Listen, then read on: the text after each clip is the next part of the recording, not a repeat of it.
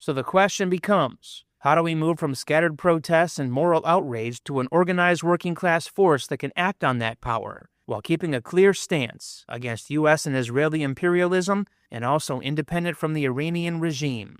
Well, the idea is not just more protests. It's coordinated mass action, strikes, walkouts, blockades, days of disruption that hit the system where it hurts.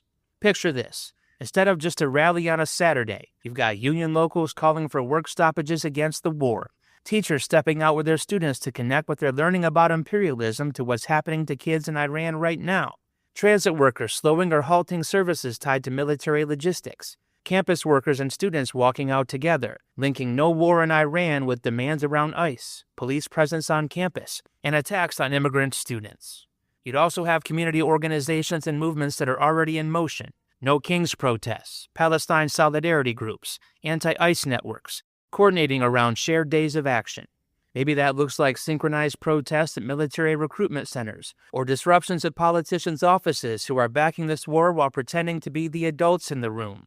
The key is, it's not just symbolic. It's about interfering with the normal functioning of the imperialist machine. And for that to work, you need independent working class politics. Democrats are mostly trying to channel anger into Congress, reclaiming its war powers. But that still accepts the idea that Iran is this permanent threat and that U.S. dominance over the Middle East is normal. On the other side, you've got a MAGA-aligned anti-war current, figures like Marjorie Taylor Greene or Tucker Carlson, that complains about paying for wars that supposedly help foreign interests, but does it from a nationalist defend real Americans angle. Neither of those is a real alternative.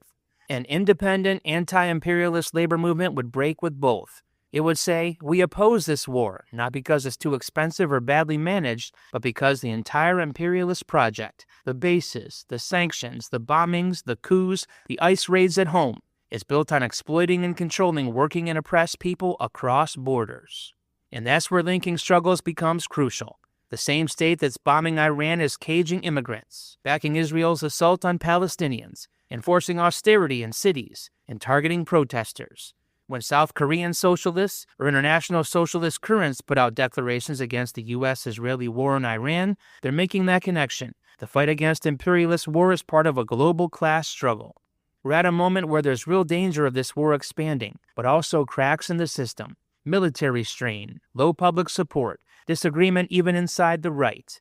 That's exactly when a mass anti-imperialist movement rooted in labor and youth can make a difference.